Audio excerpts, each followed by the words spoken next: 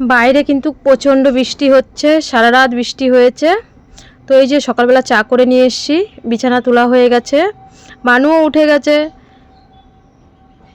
মানু খাবে Mary biscuit আর আমি খাবো মুড়ি। সত্যি কথা বলতে আমার আজকে সকাল সকাল ভীষণ খিদে পেয়ে গেছে।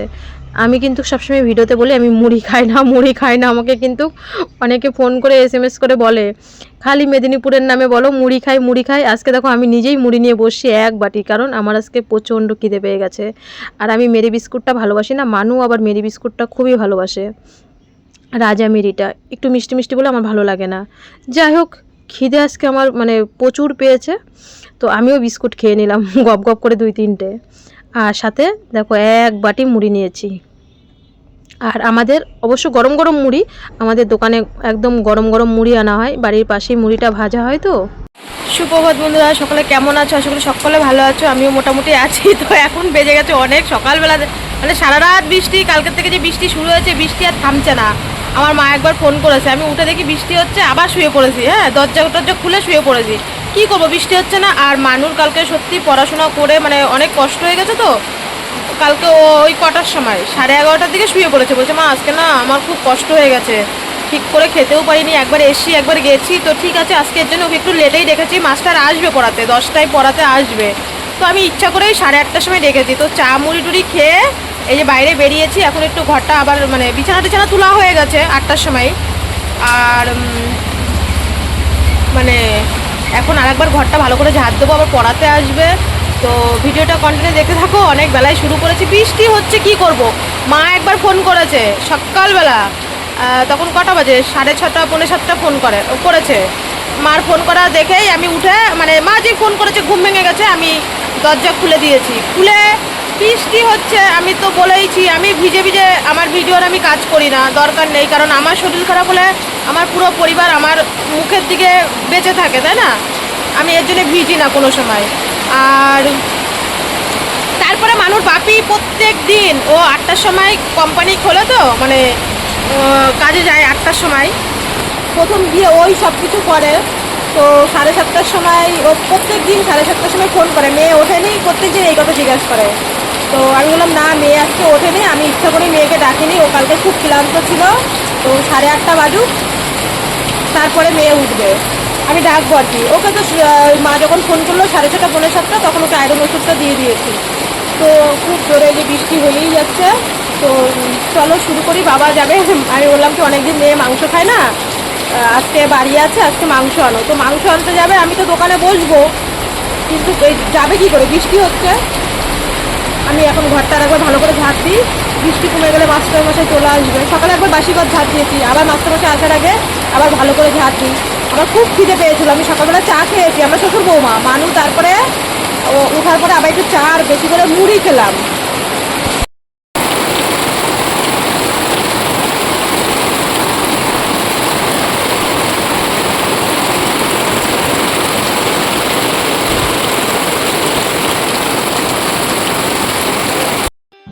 তো বৃষ্টি হয়েই যাচ্ছে। এই বৃষ্টি কিন্তু কার থামার বৃষ্টি না, এই বৃষ্টি একবারে দুর্গাপুজো দেখে তারপরে কিন্তু এই বৃষ্টি কিন্তু যাবে।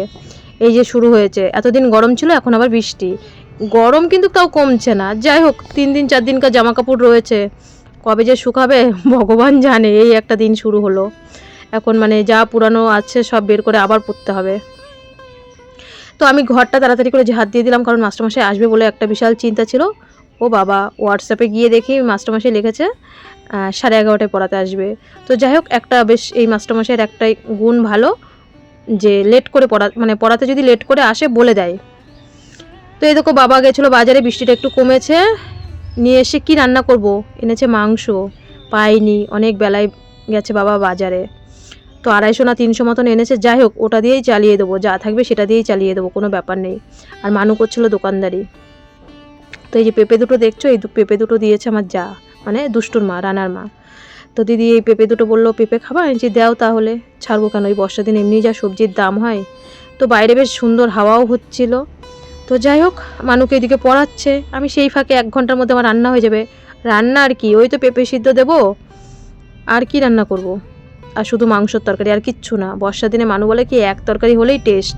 আর আজকে মাংসটা এত টেস্ট হয়েছিল, তোমাদের সাথে শেয়ার করতে পারিনি, কিন্তু মাংস কপাল খারাপ ছিল, আজকে মাংস খুব কম ছিল। বাবা বলছে এখন এত বেলা হয়ে গেছে, মাংস কাটবে না। তো আমি বললাম ঠিক আছে, কোনো ব্যাপার নেই, তোমার নাতনির আর আমার এক পিস, বাবার এক পিস হলেই হলো দুপুরবেলা। আর বাবাকে রাত্রিবেলা কিছু দিয়ে একটা ভাত দেবো, আবার করে দেবো। আর যার মাংস খাওয়ার ইচ্ছা হয়, মানে শখ, বাচ্চা মানুষ, ওই খেলেই হবে। বন্ধুরা এখন বাজে 12:30 বাজে, আমার এদিকে রান্না হয়ে গেছে।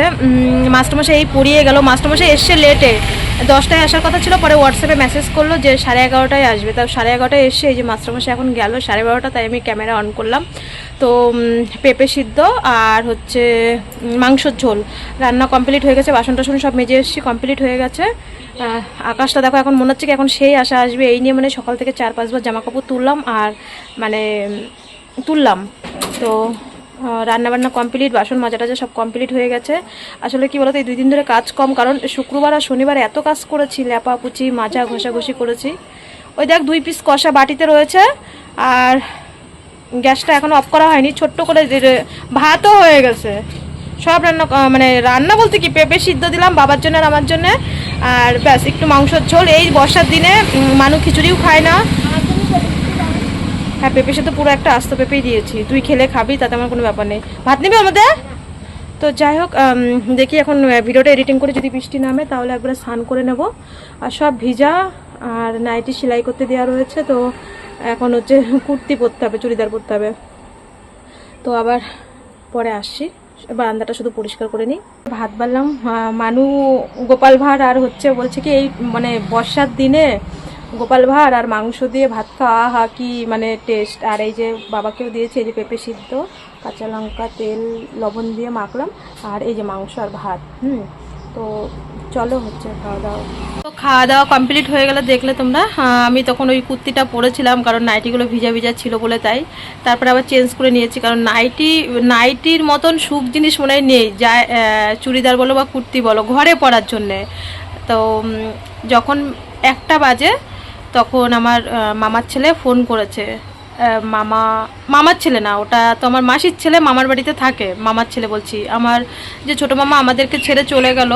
তো ছোটো মামার তো একটাই মেয়ে, তোমরা দেখেছো পরের দিন যে আমরা গেলাম ফল খাওয়ার জন্য টাকা দিতে গেলাম মা আর আমি। তো তখন দেখেছো ওইখানে মামার ছেলে, এই মাসির ছেলেও ছিল, বড় মাসির ছেলে। তো নিত্যদা ফোন করলো, মাকে 2 দিন আগেই নিমন্ত্রণ করা হয়ে গেছে। আর আমাকে একদিন, এর মাঝখানে ছোটো মামির সাথে একদিন আমার ফোনে কথা হয়েছিল, আর আজকে নিমন্ত্রণ করলো। কারণ হচ্ছে শুক্রবার দিন ঘাট কাজ, শনিবার দিন শ্রাদ্ধ, রবিবার দিন খাওয়া দাওয়া, মাঝখানে জিরান দেয়নি। কারণ যা করতে হবে দাদার, আর আমার বড়টাও ছোটোবেলার থেকে মানুষ, আর মাসির ছেলে তো একদম 2 বছরের থেকে আজকে এত বড় মানুষ ওইখানেই। তো মনে করো মাসির ছেলের বয়সও নাই করে 45 বছর তো মনে হবে, 40-45 বছর বয়স। তো ও তো মামার বাড়িতেই মানুষ, ওই ধরা টরা নিয়েছে, তোমরা দেখেছো। আর হচ্ছে মুখে আগুন ওই করেছে। তো দাদা আমাকে ফোন করলো, ভাগ্নিকে নিয়ে, বোন তো শ্বশুরকে নিয়ে। আমি বলছিল যে তো শ্বশুরের সাথে কথা বলবো। আমি বলছি না, কথা বলতে হবে না, কিছু মনে করবে না, আমি বলে দিলে এই দিকটাতে ঠিক আছে। তা বলছে তাহলে চলে আসবি। আর সবটাই জানে, ফোন করেই বলছে ভাগ্নিতে এরকম পুজো, কারণ আমরা যেদিনকে গেলাম ওই দিনকে আমরা বলেই এসছি।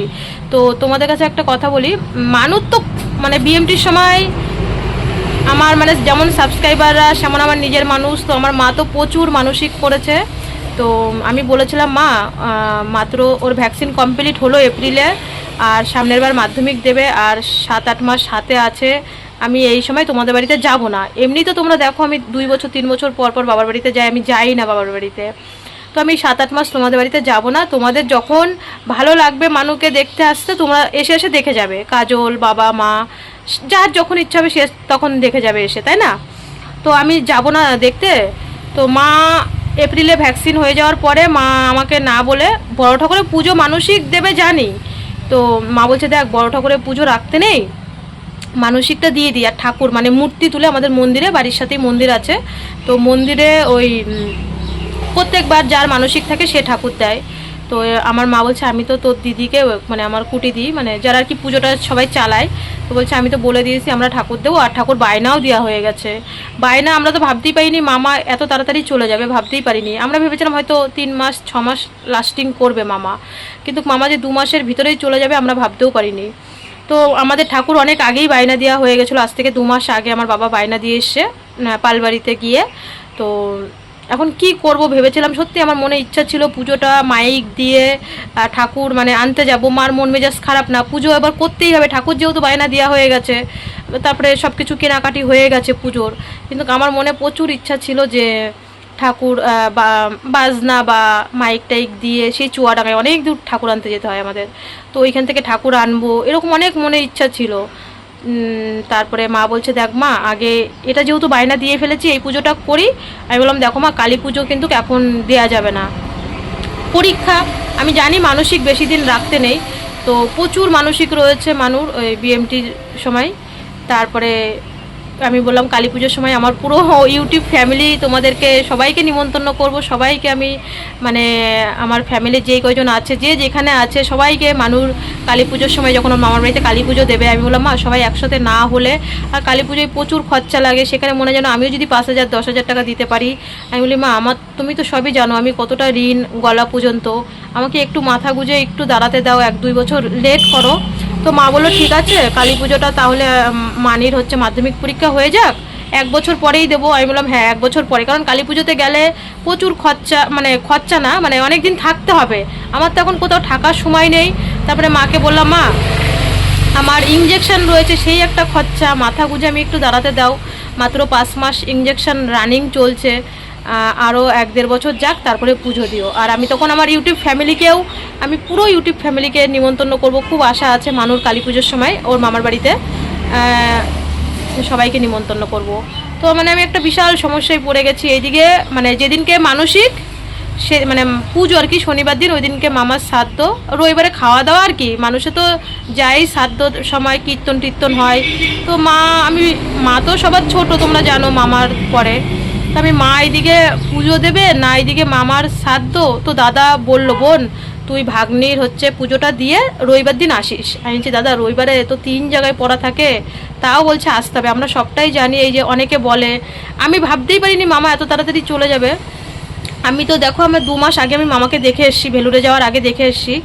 তারপরে যাব করে দেখো আমার সবাই জানে আমার আত্মীয়রা যে আমি কতটা অসুবিধায় থাকি। যেদিনকে মামা চলে যায়, মামার বডি নিয়ে চলে যাওয়ার পরে শ্মশানে, তখন মামি বলছে না রে মা তুই আগে বাড়ি যা, আমার দাদা বলছে তুই আগে বাড়ি যা। আমার প্রত্যেকটা আত্মীয় জানে আমি কতটা মানে অসুবিধায় থাকি। তো মানে কেউ কমেন্ট করে, যখন আমি ভিডিওটা ছেড়েছিলাম ভিডিওটাতে জানি না কেন হলুদ মানে ইয়েলো ডলার আসলো, অনেকে দেখি কি মানে এই যে মৃত্যুর আর কি ভিডিও ছাড়ে, আমাদের যেমন প্রবাসী মানে যে আমেরিকায় থাকে যে দিদি বড় উনি শাশুড়ির সব মৃত্যু সব দেখিয়েছিল, আমি সামান্য একটা সিন দেখাতেই দেখি আমার চ্যানেলে হয়ে গেল। তো আমি ভিডিওটা সঙ্গে সঙ্গে আনপাবলিক করে দিলাম। তো জানি না আমার কি চ্যানেলে হয়েছিল আমি বুঝতে পারিনি, যদিও আমার চ্যানেলটা ছোট, তো খুব ভয় লাগে, ভাবি কি তিলে তিলে করে মানুষ করছি তো একটা সন্তানের মতন চ্যানেলটা, তো আমি ভিডিওটা আনপাবলিক করে দিয়েছি সঙ্গে সঙ্গে। তো সেই সময় কমেন্ট এসেছিলো যে বেঁচে থাকতে যাওনি, আমি বেঁচে থাকতে মামা 2 মাস আগে আমি গিয়ে দেখে এসেছি হসপিটালে, আর আমার একার উপরে সব কিছু এই পুরো এই শ্বশুরবাড়ি বলো মানে পুরোটাই চলে। তারপরে কি বলবো, ভাবতেই পারিনি মামা যে হসপিটালে নেওয়ার 4 দিনের মধ্যেই মামা চলে যাবে। তো আমার আত্মীয়রা সবাই জানে আমি যদি কারুর মানে আমার মামার বাড়ি বলো, মাসির বাড়ি বলো, বাবার বাড়ি বলো, আমি যদি কারোর প্রতি কোনো কর্তব্য নাও করতে পারি, ওরা জানে যে, কারণ আমি তো আজকে 18 মাস ধরে এখানে আমার জীবনযাপন দেখাচ্ছি, আর 16 বছরের কষ্ট। ওরা জানে যে রূপা কিছু আশা ওর কাছ থেকে আমরা কেউ আশাও করি না, আরও পারবেও না। তো এই হচ্ছে কথা, মানে কি করব, এইদিকে পুজো দিতে যাব না এইদিকে মামার বাড়ি যাব। মা বিশেষ করে মা, আমার কোনো ব্যাপার নেই আমি পুজো দিতে গেলাম, কিন্তু মা এদিকে মা মানসিক করেছে, মা এদিকে পুজো দেবে নাকি মামারও শেষ কাজ, এ তো আর সারা জীবনে তো আর আসবে না মামার এই কাজ, একবারই তো আসে, আর পরে বছরান্তি, তারপরে যারা পারে করে না পারে না করে। তো মারও ছোট ভাই কি মানে একটা ভ্যাবাচেকা খেয়ে গেছি আমরা জানো, মানে ওই দিনকেই পুজো ওই দিনকেই মামার শ্রাদ্ধ, তার আগের দিন মনে করো আমাদের নিরামিষ খেতে হবে, তার আগের দিন ঘাট কামান। তো মা বললো তোর বদ্দাকে মামার বাড়িতে পাঠিয়ে দেবো, কারণ তোমরা জানো ছোটো মামার ছেলে নেই, যা করার সব মানে এই বোনের ছেলেদেরই করতে হবে। তো তার দিদিরও ছেলে নেই, মানে মামির আর কি দিদির। তো যাই হোক ভিডিওটা অনেক বড় হয়ে যাচ্ছে, পরে সব কিছু তোমাদেরকে ভেঙে বলবো। তো তোমাদের সাথে কথা বলে তারপরে ভিডিওতে ভয়েস দিয়ে এডিটিং করে ভিডিও পোস্ট করলাম। মানু এদিকে পড়ছে, আমি এদিকে ঘর দোয়ার গুছাবো। তো কি বলো তো বন্ধুরা, যেটা হয়তো অরিজিনাল মানে ক্যামেরায় বললাম, অন ক্যামেরায় বললাম, তো সত্যি কথা মানে একটা বিশাল চিন্তার বিষয়, বিশেষ করে মাকে নিয়ে আমি পড়েছি। মায়ের ওইদিকে মামার বাড়ি যাওয়ার ইচ্ছা, আবার এইদিকে ওই যে বললাম না, ঠাকুরটা যদি বায়না না দেওয়া হয়ে যেত তাহলে মানে এখন যদি বলতো যে নিজের বাড়িতে কিছু হলে তখনের ব্যাপারটা আলাদা। যেহেতু মানে ঠাকুর বায়না, গামছা টামছা কেনা সব কিছু হয়ে গেছে, মানে পুজোর গোছগাছ মা করেই ফেলেছে আগের থেকেই। এবার কি বলতো, যজ্ঞের মানে জিনিসপত্র সব কেনা টেনা সব কমপ্লিট মার হয়ে গেছে। মা তো আমরা কেউই ভাবতে পারিনি, মামা হসপিটালে ভর্তি হয়েছে ঠিক আছে কোনো ব্যাপার নেই, কিন্তু মামার যে স্ট্রোক মতন হয়েছিল মা সেটা জানতো না, পরে জেনেছে। তো যাই হোক কোনো কারণে কিছুভাবে জেনেছে, মা প্রথমে জানতো না। তো 2 মাস আগেই ঠাকুরটা বায়না দেওয়া হয়ে গেছিলো, এবার কি করা যাবে। তো দাদা তাও বলছে না আগে ভাগ্নির পুজোটা দেওয়া হোক, তারপরে তুই মাসি এইদিকে তারপরে তুই আসিস, কোনো ব্যাপার নেই।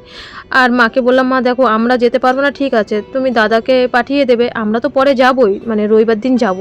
তবু এরকম একটা ভেবেছি যে শনিবার দিনকেই মাকে নিয়ে আমি এই বাড়িতে আবার চলে আসবো, গিয়ে থাকবো না বাবার বাড়িতে। আমার কোনো রকম যাওয়ার ইচ্ছাই নেই, মানে এই 7-8 মাস আমি কোথাও যাব না, কোথাও এক রাত আমি কাটাবো না। এমনিই তো আমি এক রাত কাটাই না, আমি হসপিটাল আর বাড়ি ছাড়া কোথাও যাই না, তোমরা তো সেটা ভালো করেই জানো। আমি কোথাও যাই না শুধুমাত্র মেয়ের এই পড়াশোনার জন্যে। এত টাকা মাস্টার, একদিন পড়া কামাই গেলে মানে অনেক টাকা লস হয়। যারা মানে অনেক টাকা উঁচু ক্লাসে উঠে গেলে, এবার PP 1-2তে হয় ঠিক আছে। তো এইদিকে দেখো ঘর দুয়ার গুছাচ্ছি, মানুর এই পুতুল, আমি বলছি তোর এই পুতুল একটা মাত্র ঘর আর রাখা হয়, তোর এই পুতুল কিন্তু আমি কাউরে দিয়ে দেবো না। বলছে কি তুমি আমার এই পুতুল নিয়ে এরকম বলছো। তো ঘর দুয়ার গুছিয়ে এই দেখো চা করে নিয়ে এসছি,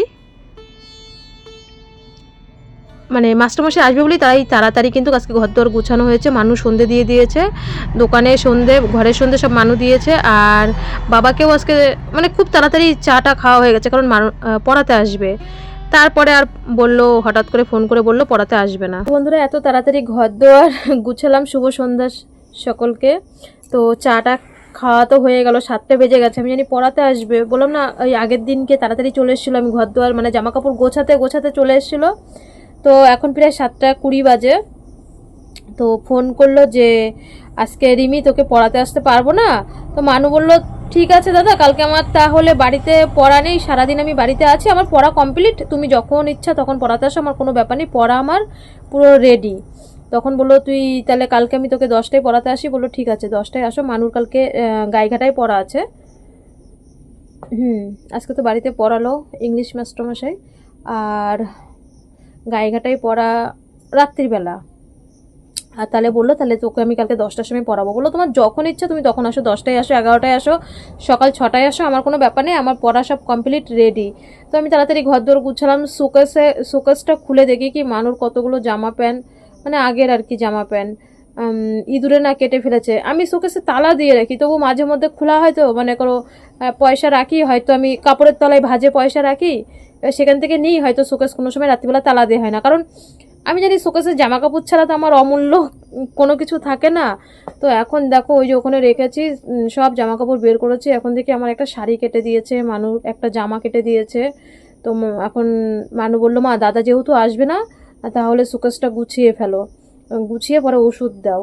তো আমার দেখে কি খারাপ লাগছে, আমার একটা নতুন শাড়ি আর মানুর হচ্ছে একটা জামা কেটে ফেলেছে, ভালো লাগে না। তো যাই হোক আসবে না যেহেতু তপু, তাহলে আমি মানে শোকেসটা গুছিয়ে ফেলি।